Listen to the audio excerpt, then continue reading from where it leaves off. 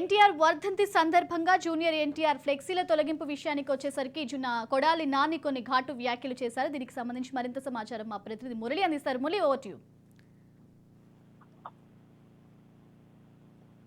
శ్రావ్య, గుడివాడ నియోజకవర్గంలో ఉద్రిక్తత పరిస్థితులు చోటు చేసుకున్నాయని చెప్పొచ్చు. కొడాలి నాని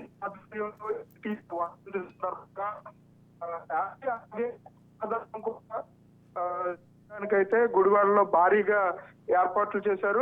అటు తెలుగుదేశం నాయకులు, ఇటు వైఎస్ఆర్ కాంగ్రెస్ నాయకులు కూడా ఎన్టీఆర్ వర్ధంతిని చేయటంతో అయితే గుడివాడలో ఉద్రిక్తత పరిస్థితులు చోటు చేసుకున్నాయి. అలాగే కొడాలి నాని సంబంధించి ఎన్టీఆర్ ఫ్లెక్సులు తొలగించడంపై కూడా ఘాటుగా స్పందించారని చెప్పుకోవచ్చు.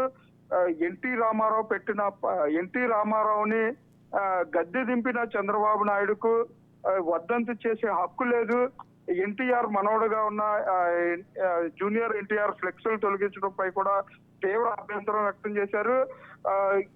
రా కదలరా సభ, ఎన్టీ రామారావు పిలుపుతో రా కదలరా సభకు 5,000 కూడా జనాలు రాక తెలుగుదేశం పార్టీ ఇబ్బంది పడుతుంది అని కూడా ఘాటు వ్యాఖ్యలు చేశారు. తెలుగుదేశం పార్టీకి వారసుడిగా జూనియర్ ఎన్టీఆర్ ఫ్లెక్సులు తొలగించడం చంద్రబాబు నాయుడు తగదని కూడా ఘాటు వ్యాఖ్యలు చేసిన పరిస్థితులు అయితే గుడివాడలో చోటు చేసుకున్నాయి. Right, thank you Murali.